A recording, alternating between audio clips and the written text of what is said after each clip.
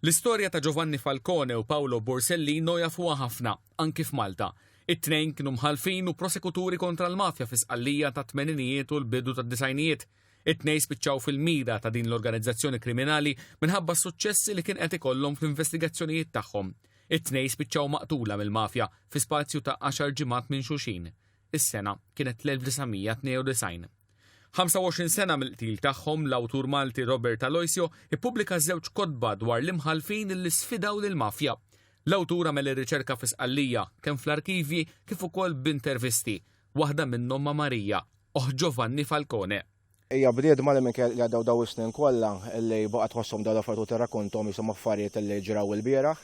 Ma fissess kien il-kuraġġ kbir li għandha li minkejja anke t-teddejt li rċefetej u membri tal-familja tagħha baqgħet għaddejja ddur l-iskejjel u postijiet oħra u tixtieqek li żgħażagħ u tfal tal-lum li komplu jgħixu dawk il-valuri li għallemħuha li kien għexħuha. Il-preżentazzjoni tal-kotba saret fl-anniversarju tal-qtil ta' Borsellino. Fil-preżenza tal-Speaker tal-Parlament Anġlu Farrugia kien spjegat li l-kotba jittrattaw ġrajiet u delitti varji li għandhom it-timbru tal-mafja. Robert Aloisio jgħid li l-interess tiegħu fil-fenomenu tal-mafja u tal-qtil taż-żewġ imħalfin beda mill-aħbarijiet ta' snin 80 u 90. Iżda bil-kotba rrid iwassal messaġġ dwar l-importanza tal-valuri tal-ugwaljanza u tal-ġustizzja. F'dinja li tippretkalna fuq il-ġustizzja ma fil-fatt li ma tgħixix. Daw tnejn min-nies huma modelli tajbin ħafna biex iż-żgħażagħ u kulħadd nistgħu nħarsu jew nżommuhom bħala prinċipji tagħna.